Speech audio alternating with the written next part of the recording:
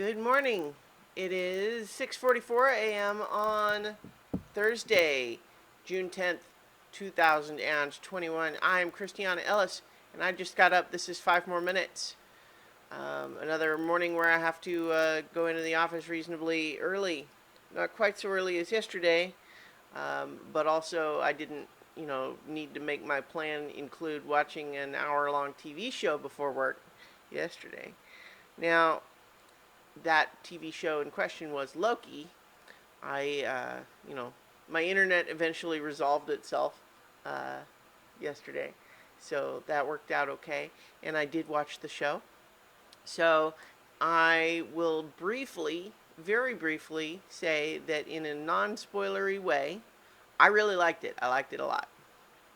And now I'm going to talk about spoilers. So if you have not yet watched the first episode of Loki, you know, be warned, if you don't mind hearing about the spoilers of the first episode of a TV show, um, then be my guest. But you have been warned.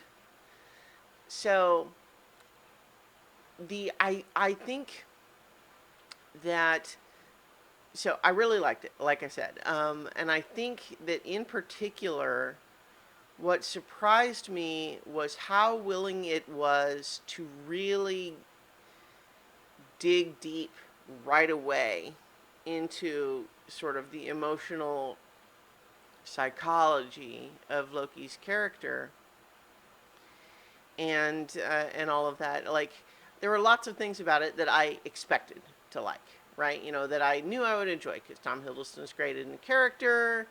I could tell from the trailer that it was enjoying this whole sort of vaguely 70s corporate bureaucracy sort of um, aesthetic, which I definitely enjoy. It makes me think of like the Legion TV show, for example, um, and a little bit of Control, which I'm replaying. Just this idea of sort of slightly Kafkaesque bureaucracy, and I knew I'd like that. I knew I'd like Owen Wilson, and I do. And so I knew all of those things that I would like, but and I did, but there were a handful of things that, like I said, what surprised me was just digging deep right away in this whole thing of, you know, do you like hurting people, Loki? Like, what is your whole deal? And that, because what's really smart about the way they handled that, like showing Loki, like, here's what would have happened if we had not pulled you, like if you had stayed on your path before. And we knew, like that path included becoming a better person, really, but then also getting killed by Thanos. Um, and so him getting to go through all of that and then really coming to a point of admitting that, a lot of the stuff that he has always done has always been kind of about posturing and this idea of like, well, you know, if I want to be in control because it's scary to not be in control, but in order to be in control, I think I have to be a scary person, and in order to be a scary person, I have to occasionally deliver on these threats. Um, and just getting to that, because what that does is, because obviously the more heroic version of Loki that we came to know was killed. And this is the previous, more villainous version of Loki to start, but because we're going to watch him as the protagonist of a TV show, we want to kind of get his psychology to the point of the more likable version of himself, so that that's the version of the character we watch in the TV show. But that he looks like he's going to be um, set up to confront a more villainous version of himself. Great stuff. I mean, anyone who's listened to Space Casey season 2 knows that, like, shady character in a sci-fi setting, forced to deal with various bizarre alternate versions of themselves. I mean, that's something I'm into. Um, and but like the moment in particular that really just blew me away in a surprising way was when he is making his escape and he finds this drawer full of infinity stones.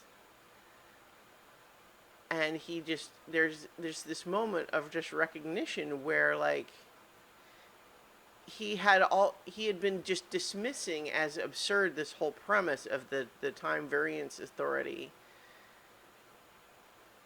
but then he sees them just treating infinity stones like paperweights and think and he's smart and insightful as a character, and so he recognizes, like part of Loki's whole thing has always been the push pull tension between ego and fear. And that's always been a balance. And so for him to recognize, wait, maybe they really are as powerful as they say. And if so, I would be a fool to try to think that they won't catch me and probably kill me. But also, B, if they really are that powerful, I want to know more about that. And that moment just kind of was incredible, I thought. And I am very excited to watch how it develops. Now, I with the two previous Marvel shows, WandaVision and Falcon and Winter Soldier, like, I liked them, but I liked them like I like hot dogs, in the sense that, like, yeah, it's, superhero flavored. Yeah, I'll watch that. Um, it's, likable characters, doing vaguely entertaining things, and I enjoyed it. But, I don't know that either of those was, like, great. It was more like they were entertaining enough that I enjoyed watching them and would continue to watch, but like this one, at least the first episode, I think is great. Now, will they actually be able to deliver on that? Who's to say? My speculation, without any actual direct knowledge, is that they're setting the timekeepers up to be like bad. Actually, I think, just because I think it's a little bit too heavy with the sacred timeline. We get to decide what you're actually supposed to do and what you're not. Um, I I feel like I don't think that they're going to end a season of TV show starring a character like Loki with and yes, the the all-powerful rulers who rule unaccountably over the entire universe deserve to be there, and we should do what they say. I don't think that's going to be the moral. Not only that, but we also know that there's multiversal stuff coming up in the MCU. So probably, I feel like it's not too difficult to predict some direction there. And in some cases, it also seems very possible that that's a big part of the whole reason for the existence of the show, beyond the fact that, hey, we like Tom Hiddleston as Loki, we don't want him to be all the way dead. So yeah, we'll see though, but I sure liked it a lot, and so I'll leave it there, and I'll talk to you all tomorrow for 5 more minutes.